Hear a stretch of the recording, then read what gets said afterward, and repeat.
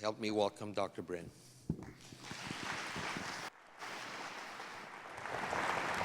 Thanks, Jirka. Thank you, Jirka, for that lovely introduction, and Liz, and of course, DPI and Oracle for having me. It is such an honor and a pleasure to be here. Thank you for bringing me to Ottawa. It's gorgeous here. As Jirka mentions, my research looks at how we can use applied neuroscience and positive psychology to understand our brains better so that we do better work. Now, it's also how we live our better lives, how we become more successful, which is the substrate of my research, which I will show you, and what I just wrote a book about, so that you can learn even more if this is of interest to you. Now, so you're working all day, every day. Your brain is constantly developing thoughts for you based on your mindset, based on your life, your experiences. We've often called that simply mindset. Your default mode network is basically your mindset. It's basically how you think when you're not thinking. It's the messages you give yourselves, the narratives you tell yourself when you're not thinking. When we look at the research around how it is then that we are going to inform people who are already doing really well to do even better, we have to tackle mindset. Carol Dweck in 2006 came out with a book around growth mindset. Did any of y'all read that? Hands up, you did. I like that. Carol Dweck wrote this book around fixed and growth mindset. 2006, it really swept through corporate life, swept through psych labs, heard about it every day. She was talking about how some people have a fixed mindset. They don't really believe they can change or grow or learn new things or come up with new ideas. Failure is typically externalized. It's not internalized. Other people they get very jealous of. Growth mindset is the opposite. It's the belief that I can grow, I can develop, I can fail, but I can learn. I can move on. There are skills that they can be developed. They're not just inborn. Now, what's true, people often miss this point, is that you can be fixed and growth both simultaneously as well as in different facets of your life. Okay, so some people feel fixed about certain things and other people feel growth mindseted about some different things. There are other areas that they're more comfortable with. So fixed and growth is good. We want to be growth mindseted. We sometimes referred to that as resilience. Somebody who had a growth mindset was more resilient. And Google said, you know what? Let's start to do hiring and the application process based on people's adaptability and the resilience that they show psychometrically. So we developed these inventories of how it is that you could ask this question. How do you find out if someone's resilient or has a growth mindset?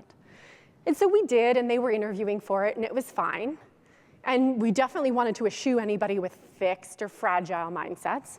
Anyway, 2012, because I work in business often, because I deal with corporate companies, I read about this guy he was a professional risk taker in his mind, a polymath. He disappeared to France to write a bunch of philosophical manuscripts. He did this after he was a swing trader and was pretty well bored of that career, obviously. Nicholas Nassim Taleb said, there is a circumstance where resilient isn't the best. And this is the quote: the resilient resists shocks and stays the same. The anti-fragile gets better. Then the question arises is how do we as individuals make sure that what we are doing with our life and with our brain and with our careers and all the strife that comes with that, how do we make sure that we're better? He didn't have answers. He was talking about accepting risk and microdosing risk inside of financial systems. He was not a psychologist, definitely didn't know anything about neuroscience, definitely nothing about medicine. So for the longest time, I sat with Taleb's theories, thinking, I know I've heard this before. I know there's a way to actualize this for people, for you and me, in terms of how we do better in our life, but I couldn't put my finger on it until I could. In the pandemic, I went to Harvard Medical School's research facilities and decided that we were going to put on basically what was a new reinformation campaign about different disease states as well as different organs. My organ, of course, the brain. And so my research looks at how do we make sure that there is lack of more good information and a lack of disinformation in the world about the human brain in particular, but especially for those who use it as their primary tool for work. You use your human brain as your primary tool for work. Here's what we found out. It turns out that in the medical literatures, fixed and fragile were also the equivalent of what we would call disequilibrium. Growth and resilient were the equivalent of homeostasis. You've probably heard that if you took 11th grade bio or chemistry. But there was this circumstance wherein something got better. It was anti-fragile. It was flourishing when it was under strife and duress. And that was something we called allostasis. This is something that doesn't stay the same. It gets better. In medical literature and in the world, there's these three cases, effectively. Okay? We say there's worst case scenario. This is system damaging stuff. You're in disequilibrium. You're causing problems, and you're going to end up with a lot more of them. There's base case, homeostasis. This is a circumstance where it's sustainable, but it's not thwarting disease, disaster, or disorder. And then there's the ultimate circumstance. We call this allostasis. It's the best case. This is a circumstance where the system is not only resilient, it is getting better every time it has a shock or a stress or a problem. Here again, there wasn't a ton of research on this yet. From Taleb's perspective, what do we do, you and me? Well, how do we make use of this? I found this. In the allostatic response, there are basically two ways we understand this is reified in the literature. All the research predicates themselves on understanding this. There's two things your body as a whole system, brain-body system, can do with stress, okay? It can absorb it and have disorder happen, or it can absorb it and have better order happen, allostasis. How you respond to stress is partly decided by your experiences, your genome, intergenerational truths, the stuff that's happened to you. There are other options, and that's the behavioral responses that we have to stress. Now, sometimes those are highly adaptive, and sometimes they are not. They are maladaptive. So there are basically these two areas we look at, two buckets of saying, okay, if I'm going to make somebody a superhero, mentally really strong, I have to make sure that they can overcome their individual issues, the stuff they can't control. You do not get to pick what eye color you had, or the things that happened to you, or your traumas, or your genome, not under your control. But behavioral choices are. They are under your control. And they allow for allostasis and antifragility, and this is the core of my research, including what went into the book. I call it the merit framework. This represents thousands of hours of research that shows there are these 5 domains that, if not mutually exclusive, are collectively exhaustive for how to ensure your mental peak performance. Okay, so these 5 domains, if you can master them, there's no other levers, there are no other triggers, there's nothing else to know. This is it. Let me start with what is the merit framework. Simply, it is move, eat, rest, interact, and the thing that we just hearkened to that I'll talk the most about is what to think, is how to control your thoughts so you neuroplastically build your best brain. I would be remiss, though, if I didn't tell you a little bit about like food and movement, right? I can't miss these things. Under movement, there are a few options. You know these people. There's the worst case, the base case, and the best case. This is maybe the worst case, is what we would consider to be somebody who's very sedentary. In fact, these people, not only do they not have a movement plan, we typically see these ones in clinic when they all of a sudden decide they're going to, on the New Year's resolution, January 2nd, they're going to get really into physical activity, and they hurt themselves because they tear their ACL. So not ideal is the base case, or rather worst case. There's a base case scenario, though. This is what most people, if you've read most things in mainstream media, that's what most people do. They have a movement plan. It's 3 to 4 days a week.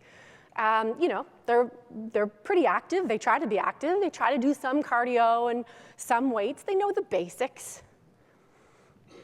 Here's the best case scenario. Best case scenario is not just that they're moving 3 to 4 days a week. It's preferably actually that they're moving 5 days a week, but with, and this will surprise you, not with supreme intensity. Okay, so a little bit more in the way of moderate but consistent. Less in the way of super aggressive. You wouldn't believe the number of people who come to me and say like, okay, so I started doing like P90X like every day, okay, 7 days a week, and I'm injured and I'm in pain and it's not really working, because you're giving yourself no downtime. Do you work? Is typically my next question. Yeah. Do you have a family? Yeah. How's your life going? You kind of stressed? Yeah. Yeah. You know what's going to happen? You are going to cause yourself cortisol spikes that are going to increase how much fat deposition you have. They're going to increase how much estrogen you have. They're going to decrease how much muscle mass you carry. So all of a sudden, you're working out 7 days a week, but for whatever reason, your BMI is getting worse and worse and worse. More fat, less muscle, and you're stressed, and you're not sleeping. And in the brain waves that I would look at in a fMRI as an example, I'd see something called alpha blocking, where you're in beta waves all the time, and the good relaxing alpha waves that you want to have, especially after a workout, they're blocked. They can't come in, and they won't let you sleep. So these people typically also have sleep disturbances, all kinds of problems. The ideal case is twofold. One, this person does work out, but moderately, 5+ days a week. In fact, is not sedentary ever. Like, is never taking a day where it's not really active recovery, but isn't so intense that they're hurting themselves or in cortisol spikes or causing sympathetic nervous system fight or flight responses. These people also typically have a goal. So whether it's to run a half marathon, run the full, do a 5K, whatever they're doing, doesn't have to just be running either, it can be any goal. The goal allows for something. Have any of you ever read Grit by Angela Duckworth? Yes, some of you, good. It allows for what she talks about a ton, which most psychologists do, which is called deliberate practice. And it's best case for not only how you improve at anything, but how you ensure your brain is one that is a useful place to be, that is functional when it comes to improving your skills. So deliberate practice is really important, and having a known and knowable goal is really critical for this. So something that you're aiming toward. There's another piece to this. If that goal can include others or be part of something social, ideal. Because as we will talk about, your brain is very highly social. So it cares a lot about what other people are doing. And so if you can combine your physical time with your social time, it's the best case scenario. Your brain loves it. Under normal circumstance, if you go running, let's say, I would then take, let's say, a blood serum test for you afterward. You would have a lot of things like enkephalins and endorphins. You'd have dopamine, which is the get it done hormone. You'd have serotonin, the happy hormone, some norepinephrine, some glutamate. I'd be starting to see all the basics for more growth hormone once you go to sleep. If you do it socially, I also see increases in things like enkephalins, oxytocin, which is the love and happy and healthy social dynamic hormone. So there's a lot more hormones that start to circulate when you do it socially than when you do it in isolation.